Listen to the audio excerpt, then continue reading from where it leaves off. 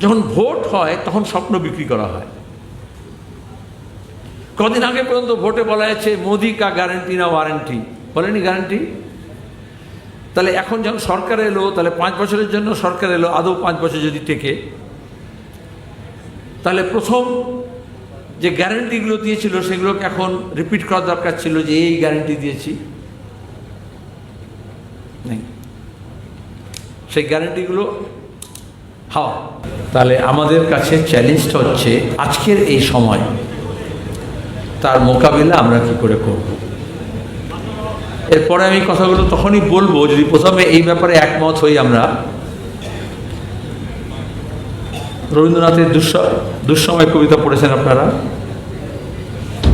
সেই দুঃসময়ের আমার সব কবিতা তো মনে থাকে না, কিন্তু ওই যে আছে, কোথা রেসে নীড়, কোথা আশ্রয় শাখা, ওরে বিহঙ্গ, ওরে বিহঙ্গ মোর, এখনই অন্ধ বন্ধ করো না পাখা।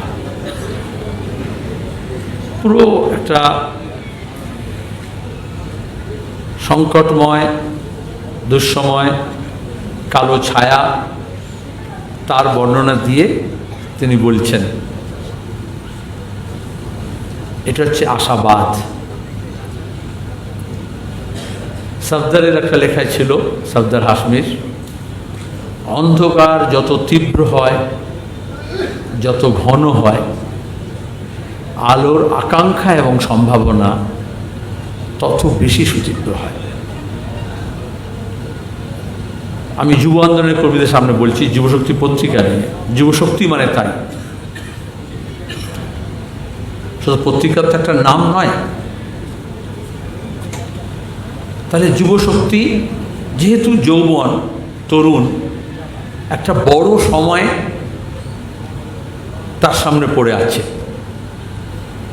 তাকে কিভাবে ব্যবহার করবে, কোন কাজে লাগাবে, আর এই জন্য সে একটা লং টার্ম প্ল্যান করতে পারে। ব্যক্তিগত জীবনে, পারিবারিক জীবনে, সামাজিক জীবনে, পেশাগত দিক থেকে, অন্যান্য অনেক বিষয়ে, এমনকি বন্ধু নির্বাচনও করে সেইভাবে যে কীভাবে লং টার্ম একটা লং হল অপারেশন হবে। এইটা যুব আন্দোলনেরও একটা বড় চরিত্র। তাহলে সমসাময়িক অবস্থা দেখে, সমসাময়িক বাধা প্রাপ্তিতে কখনোই সে গড্ডালিকা প্রবাহে গা ভাসিয়ে দেয় না। যদি সে বামপন্থী হয়, তাহলে সে সেই সমসাময়িকতার ঊর্ধ্বে দাঁড়িয়ে অতীতের ইতিহাস থেকে শিক্ষা নিয়ে বর্তমানের চ্যালেঞ্জকে মোকাবিলা করার চেষ্টা করে, যাতে একটা সুনির্দিষ্ট পরিকল্পনা ভিত্তিতে একটা ভবিষ্যৎ স্বপ্নকে সে বাস্তবায়িত করতে পারে। আজকের সময় সবচেয়ে বড় একটা বিপদ হচ্ছে আমাদের তরুণ প্রজন্মের সামনে। আমি কবিতা দিয়ে যখন শুরু করলাম, তখন আরেকজন কবি খালিস্তানিদের হাতে খুন হয়েছিলেন, পাস, আফতার সিং পাস। তার কবিতা ছিল পাঞ্জাবি, পরে হিন্দি অনুবাদ তার ছিল, सबसे खतरनाक होता है सपनों का मर जाना, सबसे खतरनाक होता है सपनों का मर जाना। আজকে গোটা বিশ্বব্যাপী, দেশব্যাপী এবং আমাদের রাজ্য এই ভবিষ্যতের স্বপ্নকে ভেঙে চুরমার করে দেওয়া হচ্ছে, খান খান করে দেওয়া হচ্ছে। শুধুমাত্র পঞ্চবার্ষিকী পরিকল্পনা যেখানে করা হতো, সেই যোজনা পর্ষদকে ভেঙে দেওয়া হয়নি, যেখানে দাঁড়িয়ে আমাদের পরিকল্পিত উন্নয়ন গড়ে উঠবে,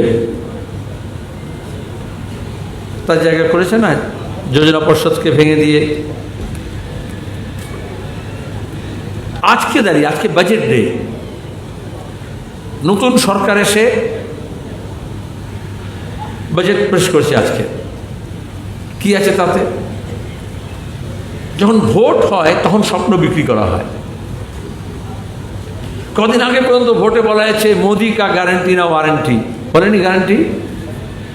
তাহলে এখন যখন সরকার এলো, তাহলে 5 বছরের জন্য সরকার এলো, আদৌ 5 বছর যদি টেকে, তাহলে প্রথম যে গ্যারান্টিগুলো দিয়েছিল সেগুলোকে এখন রিপিট করার দরকার ছিল, যে এই গ্যারান্টি দিয়েছি নেই, সেই গ্যারান্টিগুলো হাওয়া। তাহলে ওটা ছিল প্রতিশ্রুতি, যেটাকে আমরা বলি বাংলায়। নির্বাচনের সময় এরকম ফুলঝুরি করা হয় নির্বাচক মণ্ডলীর একটা বড় অংশকে প্রভাবিত করার জন্য, কিন্তু আদতে সেটা ডেলিভারি করার বিষয়। এই ডেলিভারি হচ্ছে না বলেই তো আজকে যৌবনের সামনে যে সবচেয়ে বড় সংকট, রুটি রুজির, রোজগার যে কিছু করছে না তা নয়। তো আজকে আমি ট্রেনে করে আসছিলাম, যারা ক্যাজুয়াল স্টাফ, একজন বলল, প্রাক্তন এমপি, আমি চেনেও পরিচিত, বলে এখন এমন তোলাবাজি হয়েছে, আমরা যারা এই ক্যাজুয়াল স্টাফ কন্ট্রাক্টর আন্ডারে কাজ করি, পার্মানেন্ট করছে না সরকার, পার্মানেন্ট কাজ করাচ্ছে ক্যাজুয়াল দিয়ে। আমি নিজে আমার জীবনে দেখেছি, প্রথম যখন যেতাম আর এখন যখন যাচ্ছি, আগে সব পার্মানেন্ট স্টাফ ছিল, এখন তারা ক্যাজুয়াল। কিন্তু এই বাজারের মধ্যেও আমাদের মাইনে কমিয়ে দেওয়া হয়েছে। এক, দুই, আগে দুজন যে কাজ করতো আমাদেরকে একজনকে এই কাজ করতে হচ্ছে। তা কাজ করছে না তা নয়, আর কীরকম বললো, এসি কামরায় চাদর টাদর বালিশ টালিশগুলো দেয়, আর একজন বাথরুম টাথরুম পরিষ্কার করতো। বললো এখন থেকে ঠিক করেছে দুজন নয়, একজনকে দিয়ে ওই দুটো কাজই করতে হবে। তার মানে স্টাফ সংখ্যা কমালো, খরচ কমালো। মানে সে তো করলো রেল দপ্তর। আর এখানে বলে শিয়ালদায় যারা কাউন্সিলর আছে, মস্তান আছে, মাইনের দিনে কন্ট্রাক্টরের সঙ্গে তাদের ব্যবস্থা থাকে, ওদেরকে তোলা দিতে হয় আমাদের মাইনের অংশ দিয়ে। যদি তোলা না দেয় তাহলে বসিয়ে দেবে। এই তো দুজন মেয়ে ঝগড়া করতে পারলো না, ওদেরকে বললো আমরা টাকা দেবো না, যা পাই তাই দেবো, ওখান থেকে কেটে নেয়, বললো বসিয়ে দিয়েছে। আমি শুধু একটা উদাহরণ দিলাম, এরকম জীবন জীবিকার সংকট আছে। আমরা বামপন্থীরা এই নির্বাচনে বলেছিলাম এই জন্যই, রুটি রুজির প্রশ্ন, হকের প্রশ্ন, জীবন জীবিকার সমস্যা, এগুলো বাস্তব, কোনো অবাস্তব কথা বলিনি, কোনো স্বপ্নের কথা বলা হয়নি। অনেকে বলে, আমাদের পরামর্শ দেয়, আসলে স্বপ্নকে ফ্রি করতে হয়, লোকেরা স্বপ্ন দেখতে চায়। আমরা স্বপ্ন দেখেই এসছি, যেখানে দাঁড়িয়ে এই অসাম্য দূর হবে, বৈষম্য দূর হবে, যেখানে দাঁড়িয়ে একটা ইগ্যালিটেরিয়ান সোসাইটি, যেখানে দাঁড়িয়ে সবার যা প্রয়োজন আছে সেটা অধিকার হিসেবে পাবে, শিক্ষা হোক, স্বাস্থ্য হোক, বাসস্থান হোক, কর্মসংস্থান হোক, রাইট, অধিকার, হক। আজকে সেটাকে মুছে দেওয়া হচ্ছে। এই যে এত সব বললো আরএসএস বেড়েছে,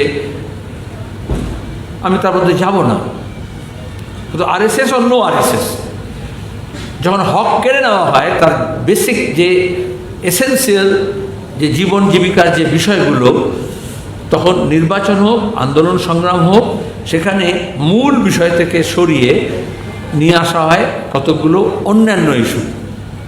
এই যখন অগ্নিবীর হয়েছিল তখন তো মূল বিষয় ছিল, যারা আর্মির জন্য প্রস্তুত নিচ্ছে, যে জওয়ান ছেলেরা শরীরচর্চা করছে, সকালবেলা উঠে জঙ্গলের ধারে গিয়ে ছুটছে, যেখান থেকে আমাদের এখান থেকে আর্মিতে কম যায়, কিন্তু যেখান থেকে যায় ট্রেনিং নেয়।